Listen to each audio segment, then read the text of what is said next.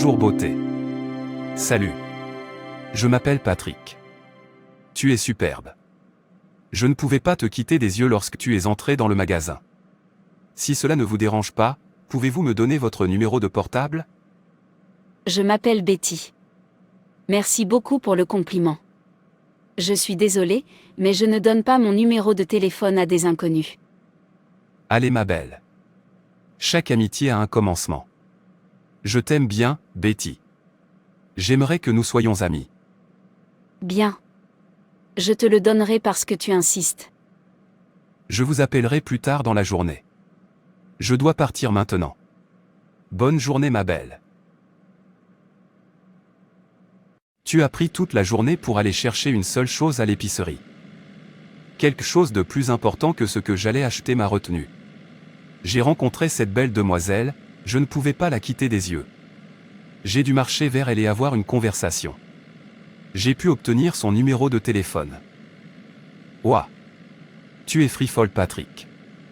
Pourquoi dois-tu flirter avec toutes les femmes que tu rencontres? Tu es déjà fiancé. Moi je veux profiter de la vie. Tu dois donner ta vie à Jésus. La vie que tu menais n'est pas bien. S'il te plaît, ne couche pas avec cette fille. Tu la connais à peine. Je n'ai pas dit que j'allais coucher avec elle. Je ne vais pas coucher avec elle. J'espère que tu as trouvé cet endroit facilement.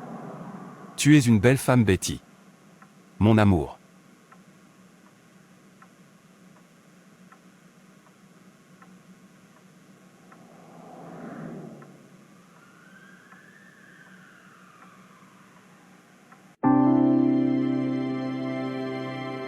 Mon amour.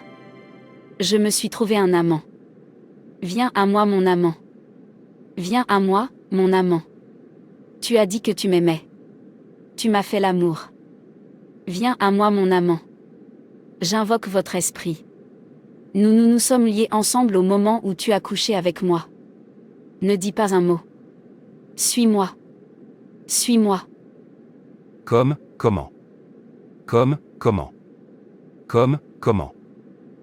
Je t'aime, Patrick. Je t'aime, Betty.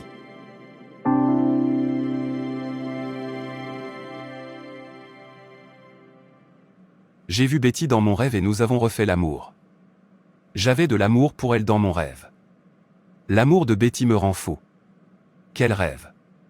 Je veux me rendormir. Dans ce cas, la femme spirituelle est entrée dans la vie de Patrick par le péché de la fornication. La Bible dit dans 1 Corinthiens 6 verset 18, « Fuyez l'impudicité. » Quelque autre péché qu'un homme commette, ce péché est hors du corps, mais celui qui se livre à l'impudicité pêche contre son propre corps. Toutes les femmes avec qui vous couchez ne sont pas des êtres humains normaux. Éloignez-vous du péché de fornication si vous voulez vous libérer d'un conjoint spirituel. Éloignez-vous de la pornographie et de la masturbation. Ce sont des grandes portes ouvertes aux maris et femmes de nuit dans votre vie. La volonté de Dieu pour notre corps, c'est la sainteté. 1 Thessaloniciens 4 versets 2 à 4, vous savez, en effet, quel précepte nous vous avons donné de la part du Seigneur Jésus.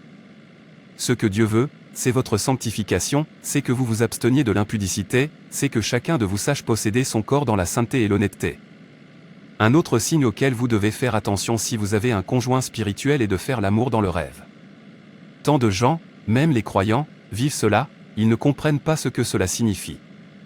Certaines personnes ne savent pas quoi faire et d'autres ont peur de partager. Si vous avez des relations sexuelles dans le rêve, c'est le signe que vous avez un mari ou une femme spirituelle. Ne le négligez pas, agissez en vous lançant dans des prières sérieuses. Que se passe-t-il? J'ai essayé de te joindre en vain. Je m'excuse. J'ai été occupé par le travail. Je suis désolé, Flora. Tu ne pouvais pas prendre 5 minutes de ton emploi du temps pour me rappeler. Ce n'est pas assez juste. Maintenant que nous sommes fiancés, tu devrais commencer à planifier notre grand jour. Vous ne pouvez plus planifier votre grand jour quand je suis là. Souviens-toi que tu as dit que tu m'aimais. N'oublie pas que tu m'as promis à l'hôtel que tu ne me quitteras pour personne ni pour quoi que ce soit. Dis-lui qu'il n'y aura pas de mariage. Vous ne dites rien.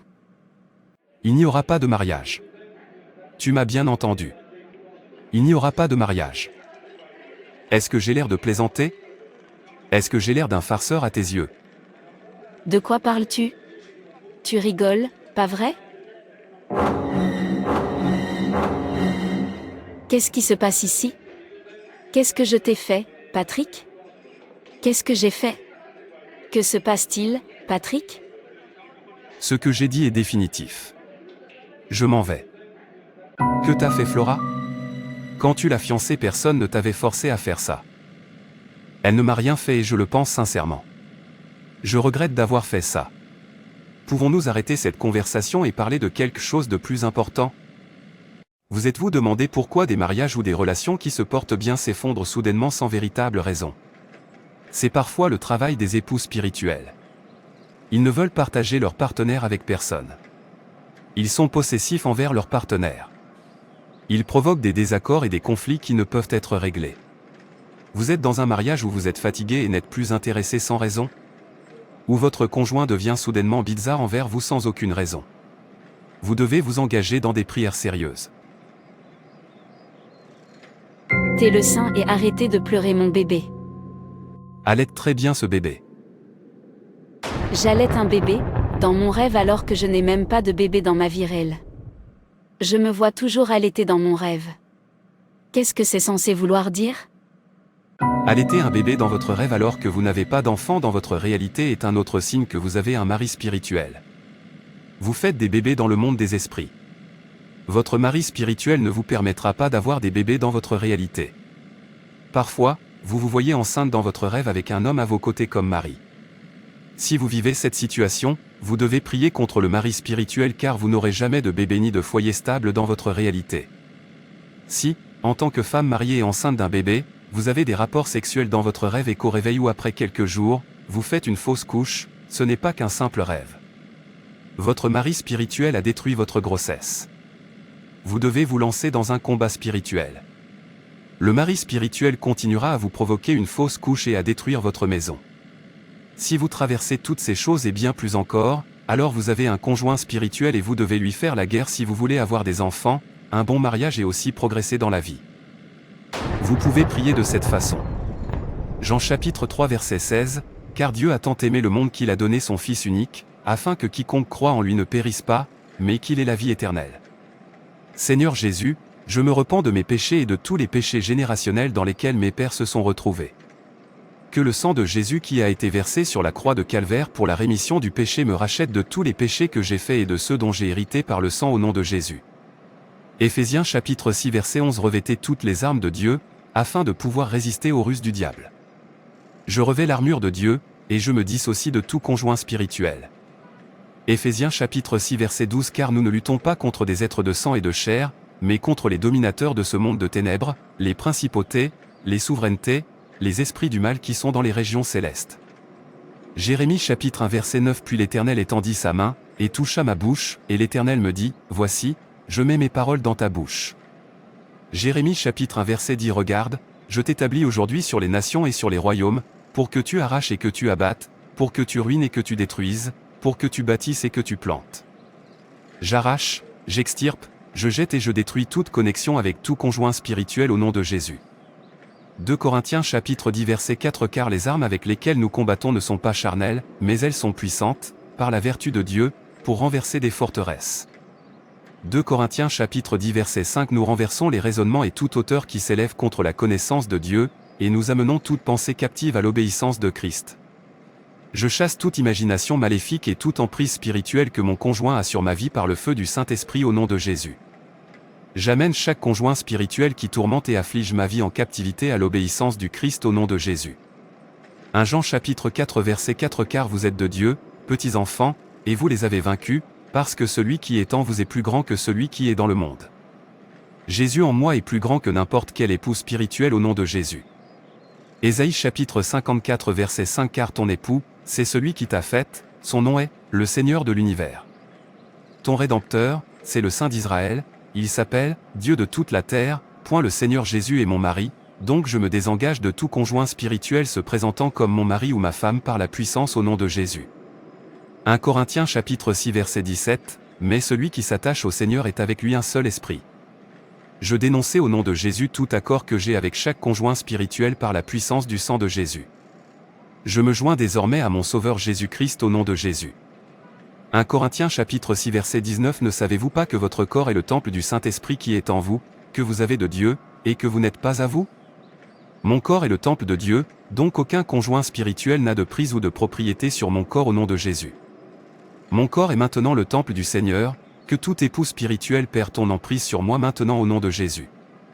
1 Corinthiens chapitre 6 verset 24. Car vous avez été rachetés à un grand prix, glorifiez donc Dieu dans votre corps et dans votre esprit, qui appartiennent à Dieu. J'ai été racheté par le sang précieux de Jésus. Mon corps, mon âme et mon esprit appartiennent désormais à Dieu.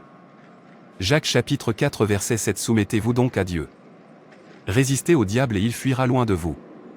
Je résiste à tout conjoint spirituel qui cause des ravages dans ma vie au nom de Jésus. Je vous ordonne de perdre votre emprise sur ma vie maintenant au nom de Jésus. Apocalypse chapitre 12 verset 11. Et ils le vainquirent à cause du sang de l'agneau. Je détruis chaque conjoint spirituel par la puissance du sang de Jésus. Je brise tout lien d'âme avec tout conjoint spirituel par la puissance du sang de Jésus. Exode chapitre 14 verset 13. Et Moïse dit au peuple, ne craignez rien, restez tranquilles, et voyez le salut de l'Éternel, qu'il vous montrera aujourd'hui. Car les Égyptiens que vous avez vus aujourd'hui, vous ne les reverrez plus jamais. Je ne serai plus opprimé par un conjoint spirituel. Je ne te reverrai plus au nom de Jésus. Je prononce une déconnexion permanente entre nous au nom de Jésus. J'ai vu le salut du Seigneur. Jean chapitre 8 verset 36. Si donc le Fils vous a franchi, vous serez vraiment libre. Jésus m'a libéré, donc je suis vraiment libre. Merci Jésus pour la victoire et la liberté que tu m'as donnée, au nom de Jésus je prie. Frères et sœurs, c'est tout pour cette vidéo. Si cette vidéo vous a plu, n'hésitez pas à liker, commenter et partager autour de vous afin qu'une âme puisse être sauvée et restaurée. Et n'oubliez pas de vous abonner à la chaîne Animation Chrétienne et Édification pour ne manquer aucune de nos prochaines vidéos. Que Dieu te bénisse.